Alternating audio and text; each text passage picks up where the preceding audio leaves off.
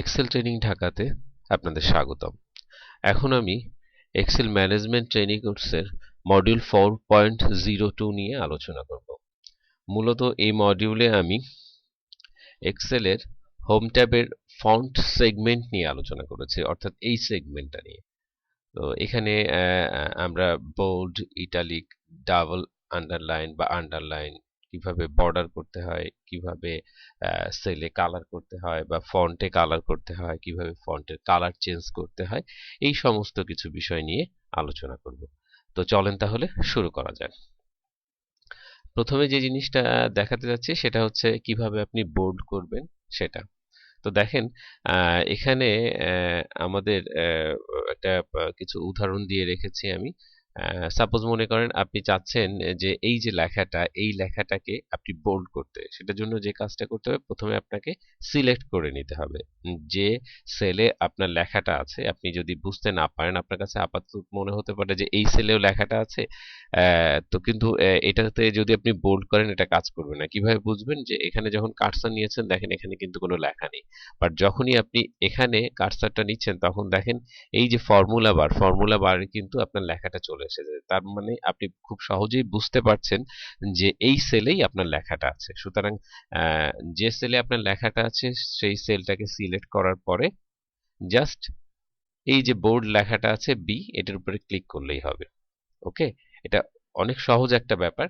যে যে সেলের উপরে আপনার লেখাটা আছে সেই সেলের উপরে জাস্ট সিলেক্ট করে বোল্ডের উপরে চাপ দিলেই হবে। এটার জন্য আমি আনডু করে দিলাম। আমি একটু শর্টকাট আপনাদেরকে দেখাচ্ছি। শর্টকাটের জন্য আপনাকে যেটা করতে হবে সেটা হচ্ছে কন্ট্রোল বি। আপনি জাস্ট লেখাটার উপরে কার্সরটা রাখবেন, রাখার পরে কন্ট্রোল চাপ দিয়ে বি প্রেস করলেই আপনার এটা অটোমেটিক্যালি, দেখেন আমি কিন্তু এখন আর এই টুলসে ক্লিক করিনি, এখানে শর্টকাটটাও পাশে দেখিয়ে দিচ্ছে কন্ট্রোল বি। সুতরাং এভাবে আপনি খুব সহজে শর্টকাটটা ইউজ করতে পারেন। এরপরে যেটা দেখাবো সেটা হচ্ছে ইটালিক, অর্থাৎ এটাকে যদি আপনি মনে করেন ইটালিক করতে চান, এটাকে আপনি এখানে ক্লিক করেও করে দিতে পারেন, অথবা আমি আনডু করে দিয়ে এটাকে শর্টকাটে দেখিয়ে দিচ্ছি আই কন্ট্রোল আই করে দিলে ঠিক সেই আগের অবস্থাতেই ইটালিক আপনি করে দিতে পারবেন। এরপরে আমি দেখাচ্ছি, সাপোজ এটাতেই দেখাচ্ছি, আন্ডারলাইনটা দেখিয়ে দিচ্ছি কিভাবে আন্ডারলাইন করবেন। জাস্ট কার্সরটা সাপোজ এটার উপরে আমি আন্ডারলাইন করবো, এটা কার্সর রাখলাম, রাখার পরে আমি এখানে গেলাম, যাওয়ার পরে এই আন্ডারলাইনের উপরে ক্লিক করলে এটা আন্ডারলাইন হয়ে গেল। দেখেন আন্ডারলাইন হয়ে গিয়েছে। ঠিক আছে, তো এটাকে আমি আগের অবস্থায় ফিরে গিয়ে একটু শর্টকাটের মাধ্যমে দেখিয়েছি, কন্ট্রোল ইউ চাপ দিলেই এখানে আমি দেখিয়ে দিয়েছি, কন্ট্রোল ইউ চাপ দিলেই আপনি আন্ডারলাইনটা করে ফেলতে পারবেন। আচ্ছা, এখন যদি আপনি চাচ্ছেন যে এটাকে ডাবল আন্ডারলাইন করতে, যেহেতু আমাদের আসলে সংক্ষিপ্ত যে কিগুলো আছে সেগুলো বেশিরভাগই কন্ট্রোল ব্যবহার করে হবে, যদি কিনা সেই টুলসটা হাইডিং অবস্থায় থাকে। অর্থাৎ দেখেন এই ডাবল আন্ডারলাইনটা কিন্তু হাইড অবস্থায় আছে, অর্থাৎ এই ইলিপস বাটনের মধ্যেই আপনি এটাকে দেখতে পাবেন। তখন কিন্তু আর কন্ট্রোলে কাজ করবে না, তখন আপনাকে অল্টারের সাপোর্ট নিতে হবে। তো সাপোজ আমি এই লেখাটাকেই ডাবল আন্ডারলাইন করব, সেটা কিভাবে করব? এটাকে সিলেক্ট করে চাইলে ইলিপস বাটনে ক্লিক করে এখানে ক্লিক করলে ডাবল আন্ডারলাইন হবে, অথবা আপনি কি করতে পারেন, জাস্ট কার্সরটা এখানে রাখলেন, রাখার পরে অল্টার এইচ 3 অ্যান্ড ডি, দেখেন ডাবল আন্ডারলাইন হয়ে গেল। আচ্ছা, এখানে একটা জিনিস, এই শর্টকাট টেকনিকটা একটু আমি আপনাকে সহজভাবে বুঝিয়ে বলি। এটা করা করা কিন্তু অত্যন্ত সহজ একটা কাজ। দেখেন আমি যখনই অল্টার চাপ দিয়েছি সিলেক্ট করার পরে, ও কিন্তু আমাকে কিছু হিন্টস দিয়ে দিয়েছে। অর্থাৎ আমি এখানে আমি অল্টার চাপ দেওয়ার পরে আমাকে হিন্টস দিয়েছে, যে ও আমাকে বলতে চাচ্ছে যে তুমি কোন ট্যাবের মধ্যে তুমি ঢুকতে চাও। তো আমি বললাম যে আমি হোম ট্যাবের মধ্যে ঢুকতে চাই, এই জন্য আমি এখানে এইচ দিয়েছি। এরপরে আমি এই যে এইচ এর উপরে ক্লিক করলাম। আচ্ছা, এইচ এর উপরে যখন ঢুকলাম, এর পরবর্তী হিন্টস গুলা সে আমাকে দিয়ে দিচ্ছে যে তুমি আসলে এরপরে কোনটায় ঢুকতে চাও। তো আমি বললাম যে আমি আসলে ডাবলে ঢুকতে চাচ্ছি, অর্থাৎ এই সেগমেন্টটায়। তো এই সেগমেন্টটায় ঢোকার জন্য আমার বললো তাহলে তুমি 3 এ প্রেস করো। তো আমি এই অলটা চাপা অবস্থায় আবার 3 এর উপরে প্রেস করলাম। আচ্ছা, 3 এর উপরে প্রেস করার পরে ও আমাকে নেক্সট হিন্টস দিচ্ছে যে এর মধ্যে তুমি কোনটায় ঢুকতে যাচ্ছ।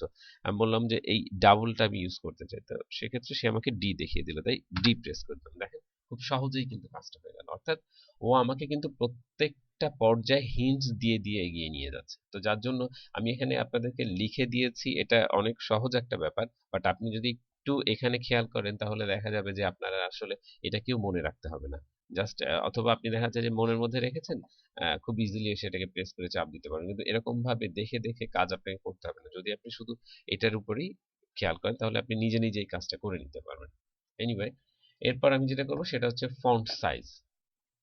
তো মনে করেন এটাকে আমি, এই যে এবিসি কোম্পানিটা আছে, এই এবিসি কোম্পানিটাকে আমি একটু ফন্টের যে ফন্টের সাইজটা চেঞ্জ করতে যাচ্ছি। সেটার জন্য কি করব, কার্সারটা এখানে রাখবো, রাখার পরে এই যে লেখাটা আমরা দেখতে পাচ্ছি এ প্লাস এবং এর ছোট একটা একটা একটা বড় একটা ছোট, এটাতে যদি আমি ক্লিক করি এই ফন্টের সাইজটা আমার বড় হবে। আর আপনার যদি মনে হয়ে থাকে যে আপনি ফন্টের সাইজটা ছোট করবেন, সেক্ষেত্রে আপনি এটাতে ক্লিক করলেই ফন্টের সাইজটা ছোট হয়ে যাবে। ঠিক তেমনি ভাবে এখানে এসেও আপনি ফন্টের সাইজটা ছোট বা বড়, দেখেন আমি এখানে কার্সার নিচ্ছি, ও কিন্তু ছোট বড় করে দেখাচ্ছে। ছোট বড় এখান থেকে আপনি করে নিতে পারেন। ওকে, আচ্ছা।